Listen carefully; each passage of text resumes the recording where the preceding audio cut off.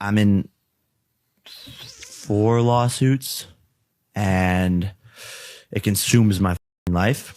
Jake Paul can't live long without attempting to force his way back into the headlines. Right after Jake Paul had beaten Tyron Woodley by a split decision to continue his 5-0 record in boxing, he announced that he was retiring from the sport. However, 24 hours later, he took to Twitter to announce that he's changed his mind. But there's another thing that's going around about Jake Paul and creating headlines. There's a rumor that he is doping.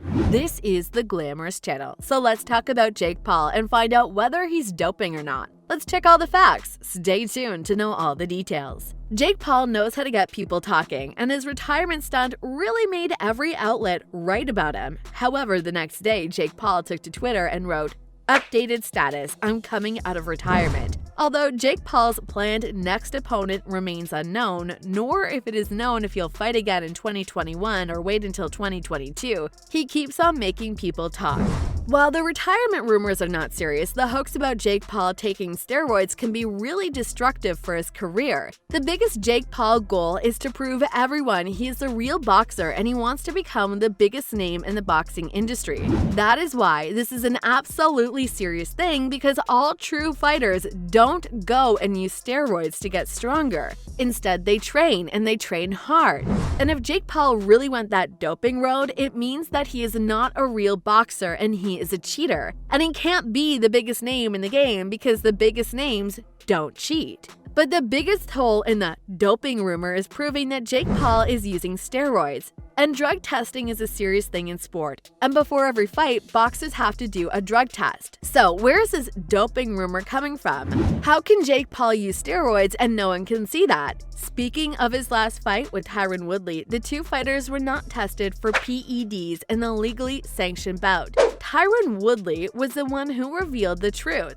"No, we didn't effing get tested," the fighter told Ariel Helwani in an August 30th interview. Employees of the local athletic commission supposedly came in the dressing room as both fighters were preparing for the main event. However, they were only there to take urine samples, according to Woodley. They took said samples, and Woodley explicitly asked, "Is this a drug test?" The guy taking the samples said he didn't know. Even if the urine sample was related to a drug test of sorts and not just a regular health checkup to ensure they're in fighting condition, Woodley questioned the timing of it. Why the F would it matter if the results came back on Tuesday? We already fought on Sunday. If it said I wasn't deemed fit to fight, I already fought.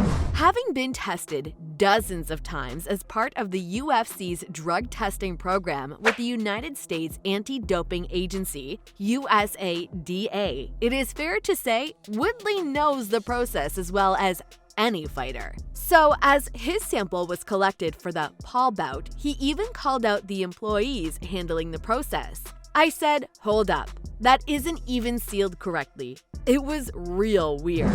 So what does this whole situation mean? Does this mean that Jake Paul is really doping and he has his people to cover his back? Is it suspicious enough for you that no blood tests were involved to check for illicit substances or irregular testosterone levels? Instead, a urine test was all that came into play? It's worth noting that this was Tyron Woodley's experience only. The former UFC champ admitted he had no clue if Jake Paul's testing experience was the same. Thanks for staying till the end of this video. If you want to know even more crazy info about your favorite celebs, don't forget to hit the subscribe button.